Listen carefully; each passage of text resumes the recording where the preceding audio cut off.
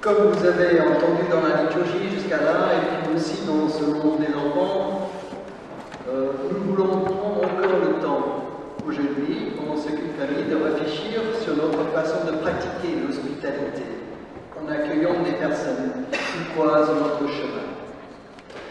Comme nous l'avons dit tout à l'heure, ça tombe bien parce que c'est aussi notre culte annuel de l'entraide, et ce thème de l'accueil est au cœur de tout ce qui se vit dans les différents services de l'entraide qui se font au sous-sol de notre temple dans ce labyrinthe de chambres.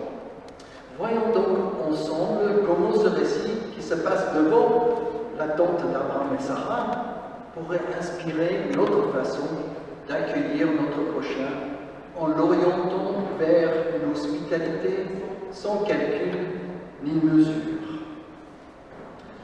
La première chose que nous constatons au début de notre récit, c'est qu'Abraham semble être devant sa tente, à l'ombre, dans la chaleur du jour, en train de faire justement une acte spirituelle, un peu comme vous dans votre salon ce matin.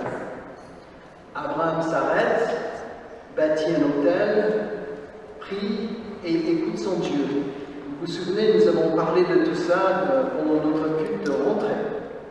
Et voilà que notre texte commence par nous dire que l'Éternel lui est apparu sous les chaînes de Mamré. Dans sa prière, Abraham lève alors la tête et voit devant lui 3 hommes.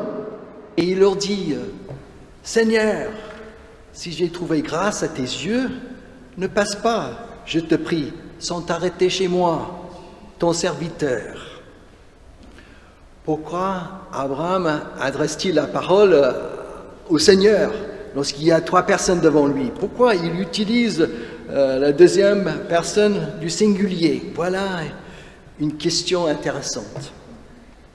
En effet, quand nous analysons de près ce dialogue entre Abraham et ces 3 hommes, nous voyons qu'Abraham leur adresse la parole tantôt au singulier, tantôt au pluriel.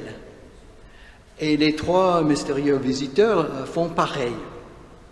Cela peut vouloir dire qu'Abraham perçoit dans l'accueil inconditionnel qu'il propose à ces 3 hommes devant lui une véritable occasion de rencontrer et d'accueillir Dieu lui-même. C'est vrai que nous apprenons plus loin dans ce chapitre 18 que les 3 hommes sont en fait Dieu et 2 de ses anges, 2 de ses messagers. Mais au moment où Abraham les voit et les accueille, il n'en sait rien. Sa réaction est totalement spontanée et généreuse. C'est peut-être pour nous une première piste à considérer.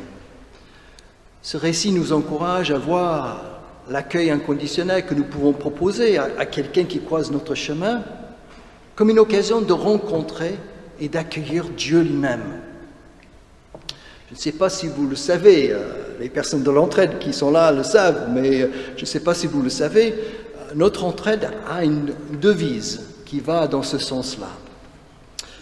C'est une parole de Jésus que nous pouvons trouver dans l'évangile de Matthieu au chapitre 25 et qui parle de l'accueil du prochain, des gestes d'accueil que nous pouvons avoir pour les plus petits parmi nous, parmi nos frères et nos sœurs, des personnes dans des situations de précarité, de fragilité, de vulnérabilité.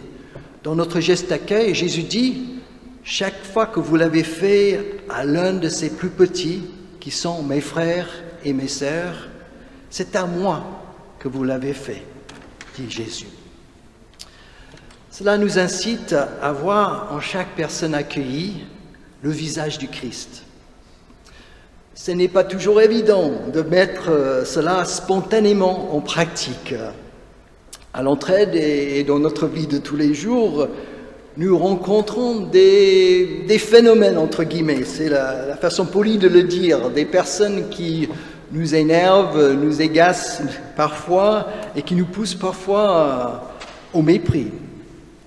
Et si nous arrivions à les regarder autrement, si nous arrivions à changer notre regard sur ces personnes-là, si nous pouvions apercevoir dans leur visage le visage de Dieu, comme Abraham l'a fait, ou le visage de Christ, comme cette devise de l'entraide nous encourage à le faire.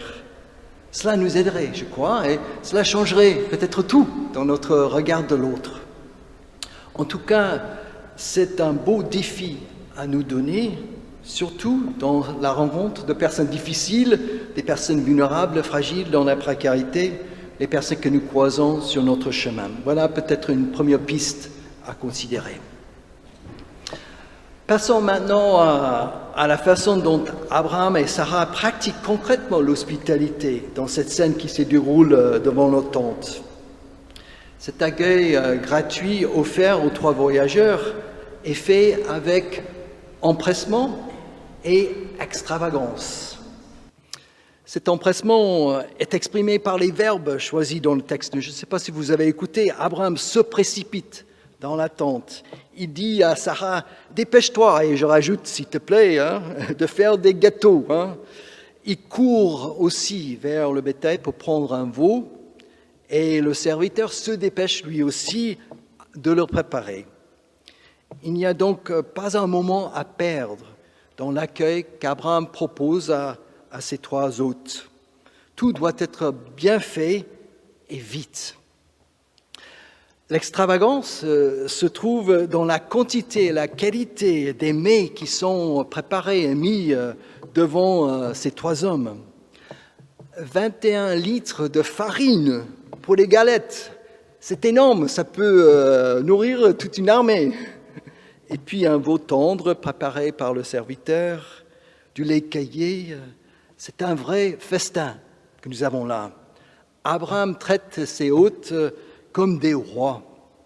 De plus, il reste debout à côté d'eux comme un serviteur dévoué lorsque les trois hommes mangent devant lui. Cet empressement et cette extravagance nous parlent justement aujourd'hui des moyens que nous nous donnons dans notre accueil de l'autre. Un accueil gratuit comme celui qu'Abraham et Sarah proposent à leur hôte va nous coûter évidemment en argent, en temps et en énergie humaine. Dans nos budgets familiaux, nous essayons de mettre de côté de quoi vivre des moments de convivialité, des moments d'accueil avec les membres de nos familles, avec nos amis et puis aussi avec des personnes que nous rencontrons peut-être pour la première fois. Même si, comme Brisaïs et les enfants ont dit, le reconfinement nous empêche de faire ces gestes aujourd'hui, ça fait partie des moyens que nous avons pour l'accueil. Et chacun, à son niveau, essaie aussi de vivre des engagements tournés vers les autres, dans des associations, au sein de notre Église, au sein de l'entraide. Donc ça fait partie des moyens que nous nous donnons pour pratiquer l'accueil. Notre entraide qui continue à fonctionner pendant ce reconfinement a toujours besoin de moyens humains et matériels supplémentaires pour remplir sa mission. Et Sophie Monod, notre président, en parlera tout à l'heure, très pratiquement. Je ne sais pas si vous savez aussi, mais chaque bénévole de l'entraide s'engage à respecter une charte bien précise qui a un lien avec notre texte d'aujourd'hui, avec cette rencontre qui se vit devant la tente d'Abraham.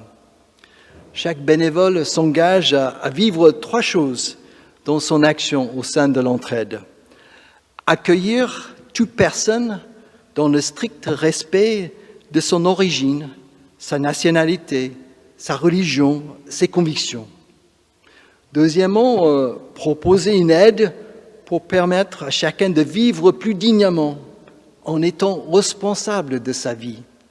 Et puis troisièmement, agir comme bénévole en étant animé par l'évangile de Jésus-Christ pour faire avancer la fraternité et la justice. C'est une très belle charte que nous avons dans notre entraide et c'est en fait une charte que chacun de nous peut essayer de vivre avec empressement et avec extravagance dans des occasions d'accueil que nous rencontrons sur notre chemin. C'est donc peut-être une deuxième piste sur laquelle nous pouvons réfléchir dans notre vie. Avant de terminer notre réflexion, il y a une troisième et dernière chose à évoquer, à propos des moments d'accueil que nous pouvons vivre avec les autres. Dans notre récit, vous avez vu, Abraham et Sarah ont pratiqué un moment d'accueil complètement gratuit et désintéressé. Ils n'attendent rien en retour de ces trois hommes qui ont accepté de s'arrêter chez eux pour prendre ce bon repas.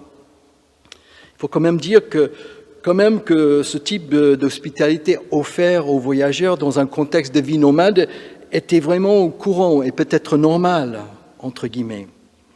Et pourtant, dans cet accueil un peu normal, mais aussi un accueil sans calcul ni mesure, quelque chose d'inattendu va surgir. Sans rien demander, Abraham et Sarah vont recevoir par grâce une promesse. Oui, une promesse. L'un des voyageurs dit à Abraham, « Je reviendrai chez toi l'année prochaine, Sarah, ta femme, aura un fils. » Ce n'est pas la première fois que Abraham et Sarah entendent la promesse d'un fils. Dieu leur avait déjà parlé auparavant. Et ils ont aussi essayé de lui forcer un peu la main en ayant un fils par la servante de Sarah, qu'ils ont nommé Ishmaël. Mais la promesse de leur propre fils tardait à se réaliser et leur horloge biologique continuait à avancer. Mais la promesse tardait à venir. Sarah, qui écoute ce dialogue derrière le rideau dans sa tente, laisse éclater un rire sans doute un peu sceptique, mais un rire aussi peut-être tout de même joyeux. À nos âges, est-ce possible encore que nous puissions vraiment avoir un fils, dit-elle. Quand elle est confrontée à l'un des visiteurs, Sarah nie son rire, mais d'une façon très tendre et aussi, je crois, un peu ironique. Ce rire va devenir le nom de son fils, Isaac, qui veut dire en hébreu « il rit ». Cette fois-là, lorsque la naissance viendra, ce sera Dieu qui rira de joie avec Sarah et avec Abraham. Dans nos occasions d'accueil, nous ne pouvons pas planifier cet inattendu de la grâce. Il vient au hasard des rencontres. Il surgit sans prévenir et sans que nous puissions avoir la main mise dessus. Ce n'est pas non plus une raison valable pour s'engager dans un ministère d'accueil aussi. Si c'était le cas, notre service serait intéressé. L'inattendu dans l'accueil est toujours un cadeau qui nous est fait. Quand les gens s'engagent quelque part dans un service d'accueil ou autre, et quand ils ont l'occasion d'en parler, après pour donner peut-être un petit témoignage, ils disent souvent qu'ils ont reçu beaucoup plus des personnes accueillies que ce qu'ils leur avaient donné. C'est en partie, je crois, cela, cet inattendu de la grâce dans l'accueil de l'autre. Parfois, ça va plus loin que ça. Nous pouvons recevoir dans un geste d'accueil que nous offrons à quelqu'un gratuitement une parole de la part de Dieu, par la bouche de cette personne, par la bouche d'un étranger, par la bouche de quelqu'un que nous ne connaissons pas, mais qui dit quelque chose qui nous touche au plus profond de nous-mêmes. Et je crois que ça se passe assez souvent à l'entraide. Donc c'est la grâce inattendue qui se passe là, dans ces moments-là. On ne peut pas le prévoir. Comme vous voyez, cette question d'un accueil inconditionnel et gratuit, pratiqué avec empressement et extravagance, comme si la personne portait le visage de Dieu ou du Christ pour nous, cet accueil-là est extrêmement important dans notre conception de l'Évangile, dans la bonne nouvelle que nous avons à vivre et à annoncer au monde. Dieu s'y manifeste souvent par grâce et d'une manière inattendue pour apporter quelque chose qui nous fait tous avancer sur ce chemin de la vie. Un grand merci à à toutes les bénévoles de l'entraide qui regardent ce matin sur Zoom, et puis les 3 qui sont là, les 4 qui sont là ici, peut-être plus dans la chorale. Un grand merci à vous tous, et membres bénévoles de l'entraide, qui portent cet aspect de l'annonce de l'Évangile dans notre paroisse. Avec vous, notre ministère dans ce quartier du 16e est énormément enrichi. Amen.